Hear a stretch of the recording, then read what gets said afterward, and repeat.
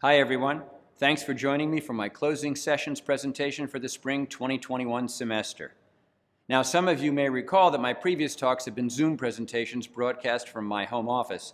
Today, I am pleased to speak to you from the campus of LaGuardia Community College, right here, yes, in Long Island City, Queens. In fact, since most of you haven't been to campus for 14 months, I thought it'd be good to show you around a bit, like a welcome back tour. So we're starting out here, obviously in the Hall of Flags in the M building. Now, I've been coming to campus almost every week for the 10 months that I've been in this job, so I've seen much of the work being done to improve our facilities during COVID. Beyond the very important work to ensure that all of our classrooms, offices, hallways, and public spaces are 100% safe for reoccupancy this fall, our skilled trades facilities personnel have also been working on other overdue improvements to our campus. Think about it.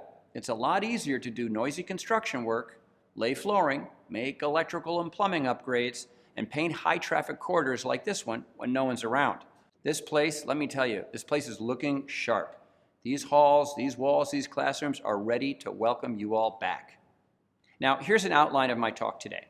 First, I want to give you an update on several important issues that we're focused on as the semester comes to a close. Second, some practical information about our return to campus. And third, I'll share some reflections on this really unique year. And I'll tell you why I'm so excited for the future and so excited about finally meeting all of you in person here on campus in the fall. Let's start with a college update. Back in late October, I outlined 5 strategic priorities for the first year of my LaGuardia presidency. These objectives form a helpful framework for an update. My first strategic priority was to increase enrollment. Now let's face it, in this area we have a lot of work to do. With enrollment this semester down to 12,000 students, that's a 12% drop from where we were in the spring of 2020, we have a serious enrollment problem. The last time LaGuardia had enrollment of 12,000 students was the spring semester of 2006. Remember, that's 15 years ago.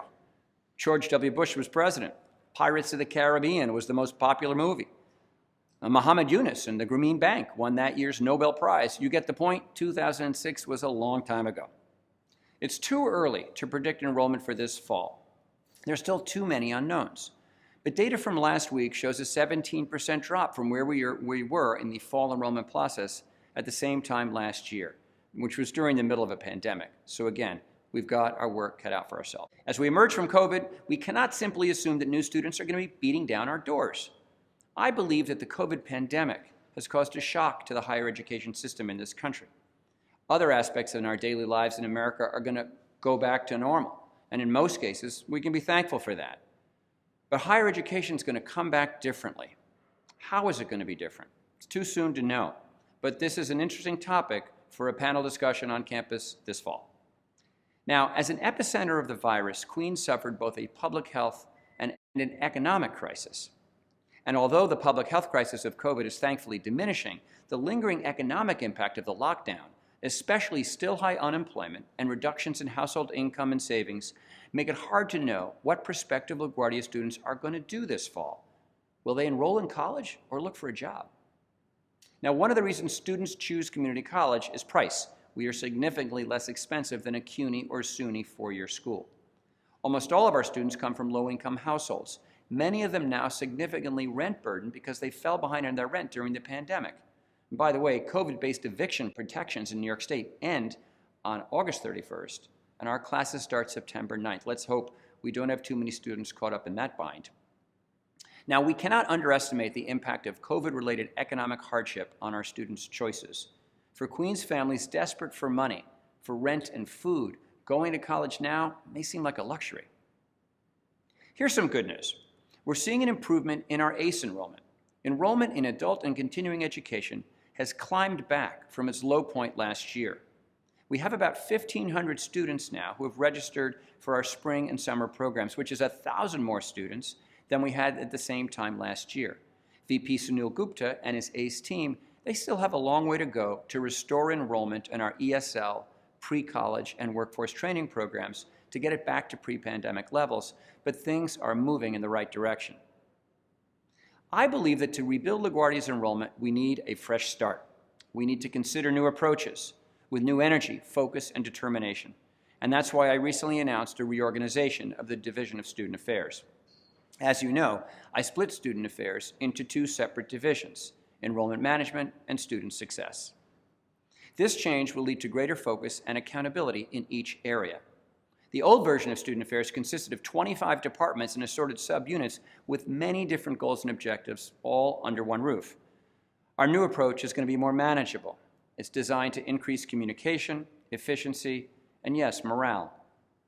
I asked Dr. Gail Bax-Jarrett, with more than 35 years of experience at LaGuardia, to step in as Interim Associate Dean to lead enrollment management, with a special focus on incoming students for this September.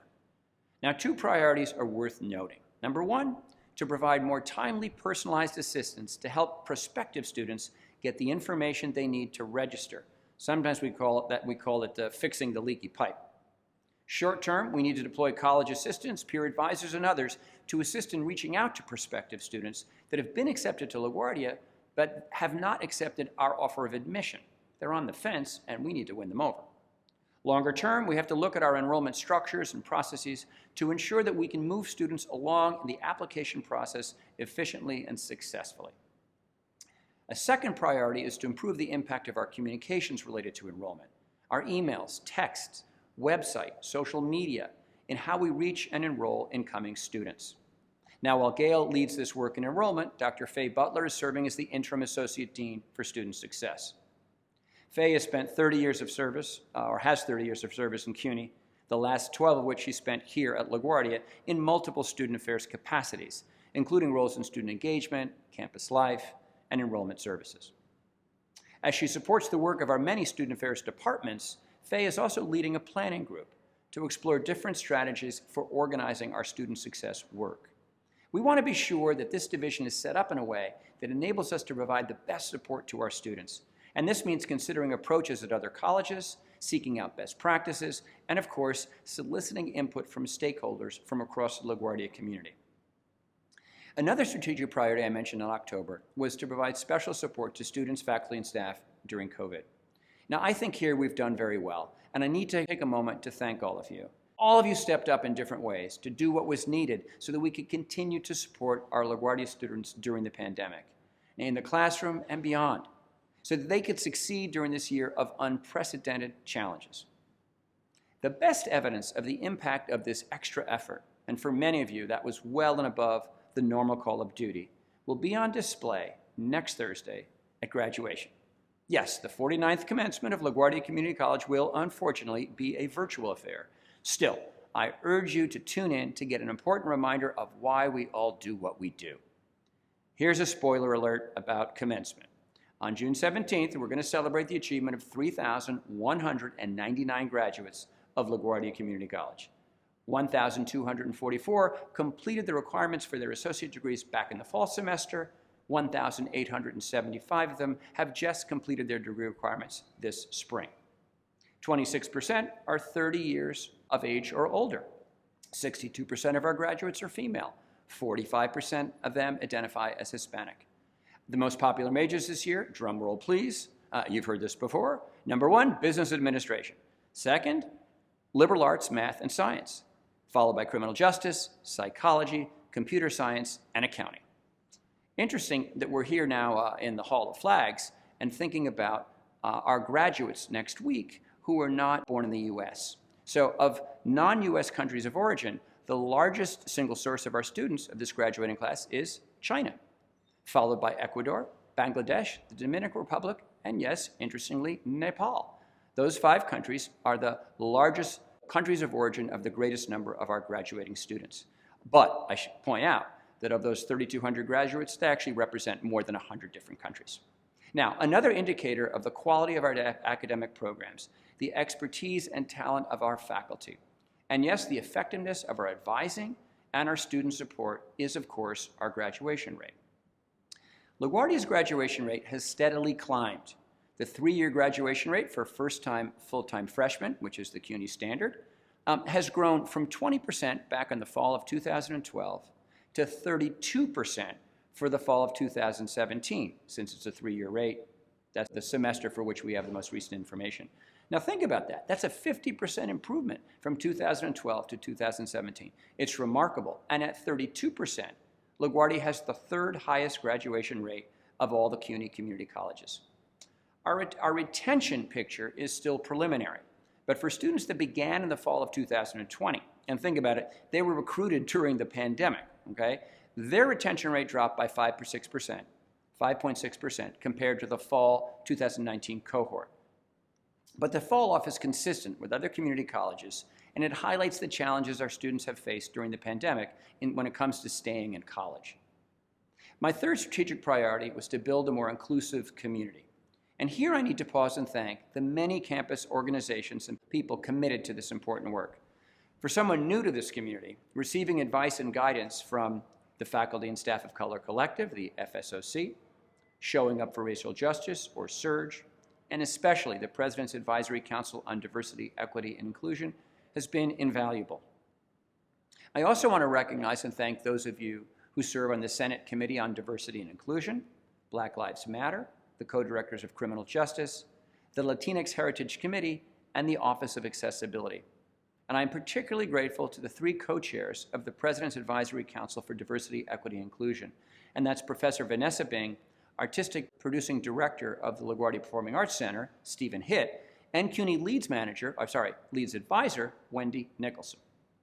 Ron Edwards, LaGuardia's new Executive Director of HR, has been joining us at recent committee meetings so that he can understand the history of these concerns and begin to work on training initiatives and other strategies that we must devote to ensuring that we make major improvements in this fundamental aspect of our campus climate.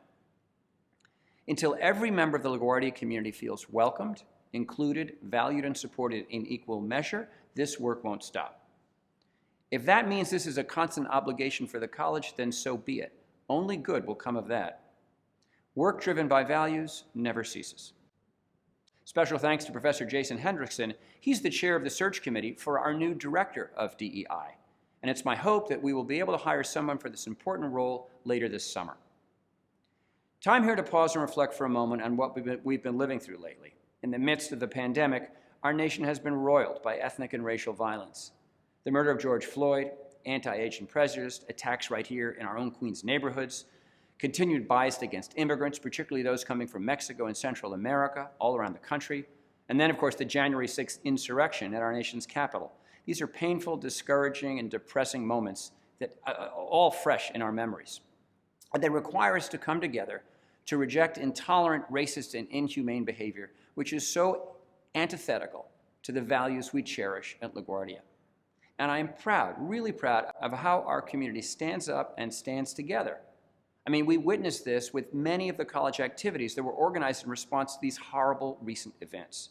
So thank you to all of you who worked together to reject these dark moments during the past year and remind all of us, especially our students, of the principles of inclusion, respect, fairness, and equality that we stand for and we will defend.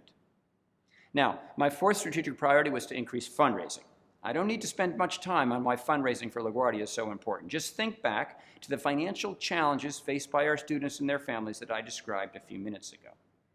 In this area, we've had a good year so far. You may recall that early on I reorganized the Division of Institutional Advancement. Again, as with student affairs, this was intended to distinguish and separate key functions, in this case, development and communications. We also wanted to increase accountability, break down silos, and drive focus, effectiveness, and fundraising results. Under the leadership of Laura Bartovics, the Grants Office continues to support faculty and staff in securing government, foundation, and corporate funding for many diverse college initiatives. And here I'm pleased to tell you that we have a good problem. LaGuardia of late has received too many grants for me to mention them all. Suffice it to say that of all 25 colleges in the CUNY system, LaGuardia is number 3 in grant funding, with just over $16 million in grants currently under management, and many, many exciting new proposals in the pipeline. And as I hope you've heard, we have some incredible news over at the Laguardia Foundation. A generous donor who wishes to remain anonymous recently made a $5 million contribution to the Laguardia Foundation. This is the largest gift ever to this college. Okay, there's a catch. This is a challenge grant. To get the $5 million, we have to raise $10 million by December 31st. We can do it. Indeed, to help our LaGuardia students, we must do it. So I want to take a moment to recognize the leadership of our fantastic foundation board chair, Susie Scanlon-Rabinowitz, and to thank Karen Dubinsky, Amy Calandria, and the entire foundation team. They're going to have a very busy summer. The fifth strategic priority I committed to back in the fall was to support the economic recovery of Queens. Here, too, we have a lot going on. Have you heard about Career Start? This new initiative, developed by ACE VP Sunil Gupta and Provost Paul Arcario, will provide graduates from Queens high schools with intensive math preparation and career awareness workshops in weekly sessions during July and August. The goal is to get students prepped and enrolled at LaGuardia with clear intentions about their majors and thinking about their future careers. Thanks in advance to the members of the faculty, they're going to be providing the Friday career sessions. By the way, if this LaGuardia-designed pilot takes off, don't be surprised when the Cuny Central Office tries to replicate it on other campuses. Now, remember when we announced the new ACE scholarships back in December? Well, to date we've given 260 New York City residents over $200,000 in scholarships to enable them to enroll in ESL, high school equivalency, IT, electrical, and plumbing training programs. And there are many more students lining up for more scholarships that we're about to give out. Throughout the pandemic, the LaGuardia SBDC, that's our Small Business Development Center, they've worked diligently with small business owners from across Queens to help them secure financing through the Economic Injury Disaster Loans, the PPP or Paycheck Protection Program, the Shuttered Venue Operator Grants and the Restaurant Revitalization Funds, among others. Asanta Howard and her colleagues continue to provide startup assistance with business expansion, access to capital, and of course, entrepreneurial education to individuals from all across Queens looking to start their own business. Now, this update would not be complete without mentioning two areas where many of you have done a lot of work and made important contributions: our Middle State self-study and reaccreditation, and the college governance, particularly work done in the College Senate. Under the leadership of Professors Reem Jafar and Justin Rogers Cooper, with of course the support from our Director of IR, Nava Lehrer, and thanks to more than 100 people involved in the many committees that are each assigned to the various standards of the Middle State self-study, we've made important progress on our self-study, and progress that we have to make in order to get our accreditation next year. Now, the draft of the self-study was completed. Town halls and Yammer discussion involving hundreds of us were convened, and now the feedback on the self-study analysis, finding, and recommendations, all of that is being assessed, and it's going to inform the next draft of the report. So in the fall, we'll be able to see this next draft as we prepare for our visit from the Middle States accreditation team that's coming to LaGuardia in the spring. In all of this, I've been struck by how broad engagement's been all across the college. We've seen involvement by faculty, staff, and students. It's a terrific example of us coming together and being really one college. Now, we've also been honest with ourselves, willing to look hard at areas where we need improvement. And no question, the work we're doing for our Middle States accreditation will make LaGuardia a better college. So thank you again to everyone who's been involved in Middle States. It's been a pleasure for me this year to get involved in LaGuardia's Senate, and I'm grateful to Senate President Christy Bruns for inviting me to attend Senate meetings, which have given me a window into LaGuardia's approach to governance, as well as insights into key issues of concern. And I want to note here the leadership of Leslie Skamaka and the committee she's working with, the committee of senators that is busy revising the governance plan.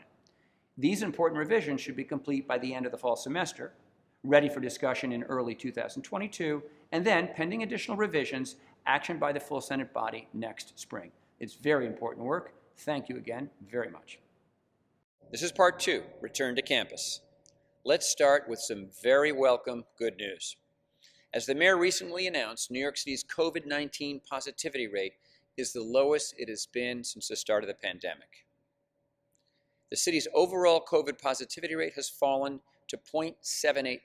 That's about 0.75%. Here at LaGuardia, we have not had a positive COVID case in more than a month and a half. Of course, this is because of the growing number of New Yorkers who are getting vaccinated. To date, over 8 million doses of COVID-19 vaccines have been administered across the 5 boroughs. Please, I urge each and every one of you to get vaccinated. It's free, it's safe, it's easy. It will keep you and your loved ones safe. Please do it. Speaking of safety, I want you to know that the health and safety of our LaGuardia community is my #1 priority. We have to be able to ensure a completely safe environment for students, faculty, staff, and guests.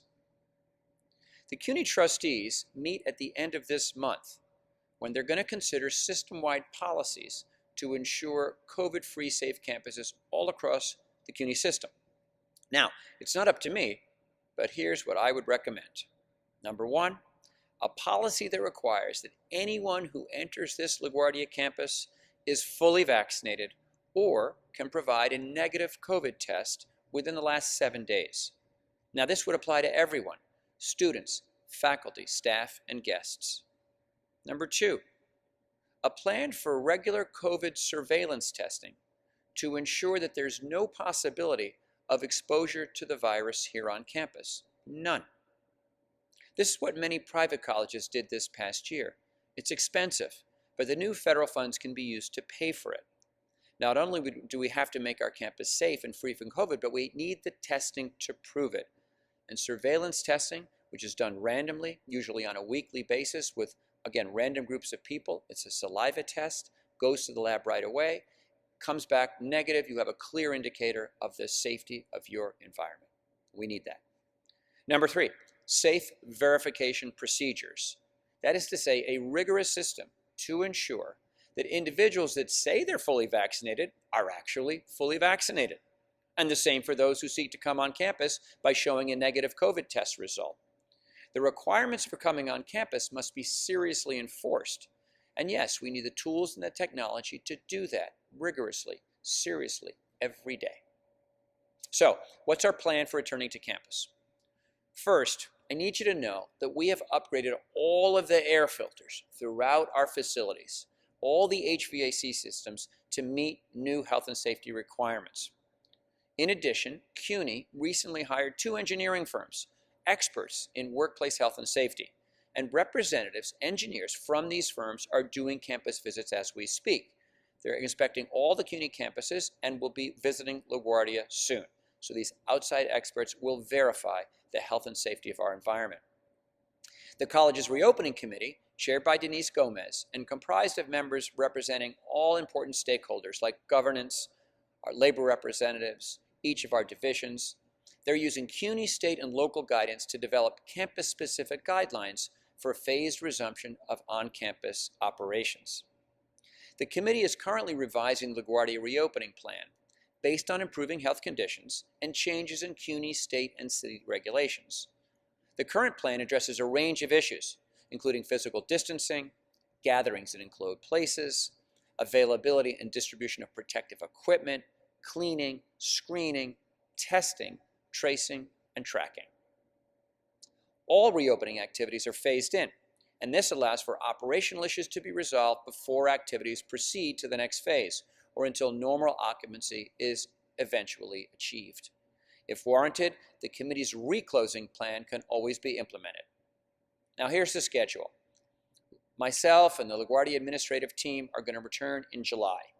Staff will come back on August 2nd. Many staff will have the opportunity to continue to do some of their work remotely. This flexibility is important since we still don't know what logistical and space constraints may be caused by ongoing social distancing guidelines.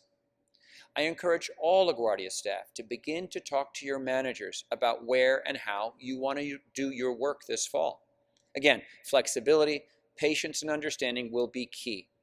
Unfortunately, there are just a lot of moving pieces we don't control. So let me thank you in advance for your cooperation. Many faculty will come back to teach in-person and hybrid courses for the fall semester, which begins on September 9th. Since some students have indicated a preference for continued online classes, some faculty will be teaching remotely. This is all determined at the departmental level. In order to meet students' needs as best as we can determine them from surveys, our goal is to offer 60% of LaGuardia's classes this fall in person or hybrid, and a majority of them really hybrid. Now currently we have a gap between, let's call it, student demand and faculty supply. In other words, we hope to be able to offer 60% of our classes in person or hybrid, as I just pointed out, but at this point, we're only at 22%. By the way, the Cuny campus average right now is about 36%. So here at LaGuardia, we have to do some work to move the needle on this one. Provost Paul Arcaro is working with our academic chairs who are reaching out to their faculty to increase the number of hybrid sections for this fall. Let's acknowledge that there are still two important variables under the control of the federal government, and these affect how we will reopen this campus. Personally, I hope these are resolved soon. One, the CDC social distance guidelines. Will we be at 6 feet social distancing as we are now, 3 feet, or 0? We're waiting to find out. Number two, we still need the official final FDA approval of the vaccines. I'll remind you, the government can't mandate that you take a vaccine that doesn't have full FDA approval, so we need those final approvals. In all of this, communication is key, and I hope that the information we're providing in the new weekly return to campus updates, for example, is helpful. It's important that we share information broadly, often, and on different platforms. Weekly email updates, town halls, and of course, the LaGuardia website. I am committed to active engagement with our labor representatives, governance, academic chairs, and key leaders in all our divisions, and of course, all of you. Please, let me know if you have suggestions on how to ensure that we have robust and helpful communication about these issues, communication that addresses any concerns that you have about coming back to our LaGuardia campus. When it comes to the health and safety and our return to campus, I'm not worried about over-communicating. We can't communicate enough. We want to give you all the information you need. Now, let me close this portion of my remarks by acknowledging the tireless work of our college's maintenance and public safety personnel, and the commitment and leadership of Evelyn Lomark and Denise Gomez. Remember, throughout the pandemic, many of our colleagues came to this campus as needed, often every day, to ensure that LaGuardia continued to function, while most of us work from home. Our public safety officers and our maintenance and facilities personnel have been LaGuardia's frontline workers. And honestly, we all owe them a huge debt of gratitude. Part 3, reflections on this unique year and some thinking about the future. No question, this has been a tough year by so many measures. Think about it. We've endured a global pandemic that has killed 3.7 million people worldwide, and more than 33,000 right here in New York City. The extent of this staggering tragedy is just impossible to measure. And you add to this the anger and anguish over the murder of George Floyd and other black victims of police brutality, the anti-Asian violence we've seen recently, the events in Washington of January 6th, and other recent painful moments in our society, all of it compounding to impact the mental health of students, faculty, staff, friends, and family. This is all very real, this stress, anxiety, worry, and concern. And it's felt by all of us to different degrees and with different consequences. In some cases, long-term consequences. So we must please all be sensitive to this and as understanding, as supportive to one another as we can be. This has not been an easy time, and I just want to acknowledge that. And I want to thank you all for staying focused on serving our students and for keeping an eye out for one another too. In the Zoom town hall meeting we had last week, someone asked me again about my vision for LaGuardia. And I said I'd speak about it here in my closing session remarks. As I said before, my vision for LaGuardia, it's a work in progress, a work in development. It's not something you just show up with and have. I don't think so.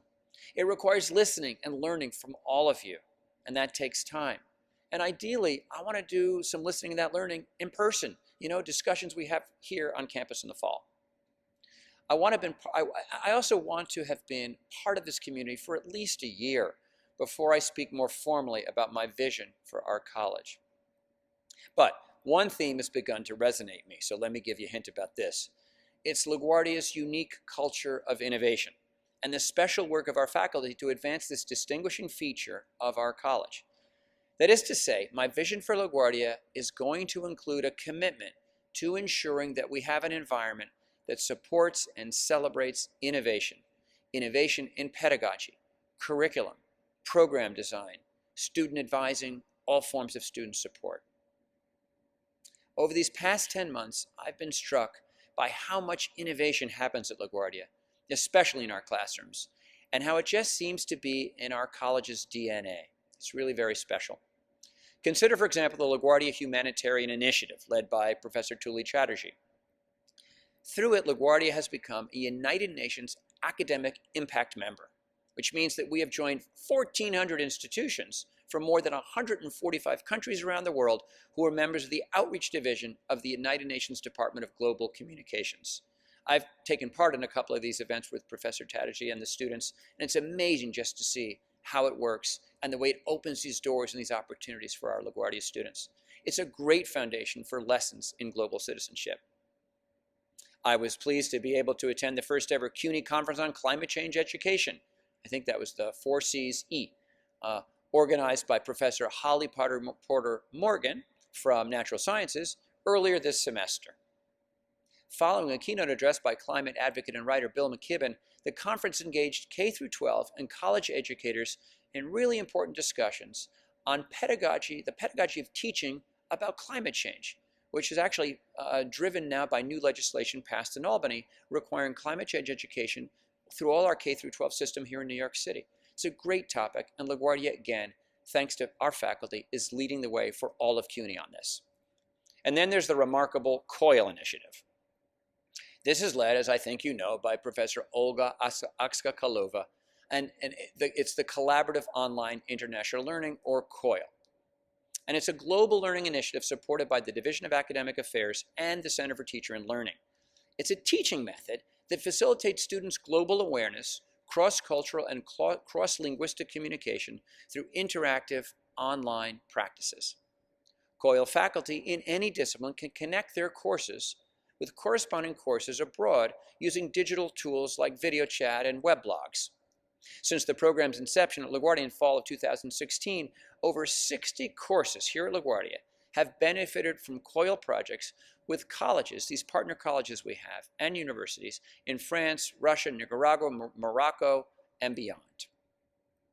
This year, we received a $750,000 grant from the Stevens Initiative to support the Global Scholars Achieving Career Success. This is a COIL project with other CUNY campuses and colleges in the Middle East and North Africa. Now, all told, this initiative is going to involve more than 3,600 students across the globe, including, of course, our own LaGuardians. The LaGuardia team includes two really important content experts, Dr. Habiba Boumlik of ELA and Dr. Lucy Minair of the English department, and of course Pablo Avila from the Center for Teaching and Learning, who serves as the project Digital Learning Director. Okay, this is hard. I just give out three examples I'm familiar with, and with their requisite shout-outs to the faculty behind them. Hard because these are only three examples of so many. There's so many more examples of LaGuardia's special culture of innovation and how it drives so much of what we do in our classrooms, which produces incredible opportunities for our students. It's something that gives me real hope, deep hope for the future, for our future back here on campus this fall, and it gets me excited about the upcoming fall semester and our return to campus. By the way, this fall semester is now going to be my third semester at LaGuardia. But thankfully, and finally, the first one where I get to meet all of you, and I'm really looking forward to that. In the meantime, have a terrific summer, take care, and stay safe. Oh, but wait, before we go, here's a special musical treat. For 25 years, Gustavo Moreto has been an essential part of our music performance program and our music production program. Gustavo was a very prominent Argentinian musician in the 70s, back in Buenos Aires, where he was a leader in the fusion movement of jazz, tango, and rock, and performed with a couple of really important bands, very well known in Argentina.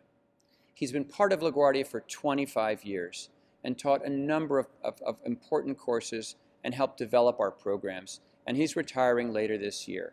Without further ado, I'm so pleased and proud to present to you the wonderful Gustavo Moreto.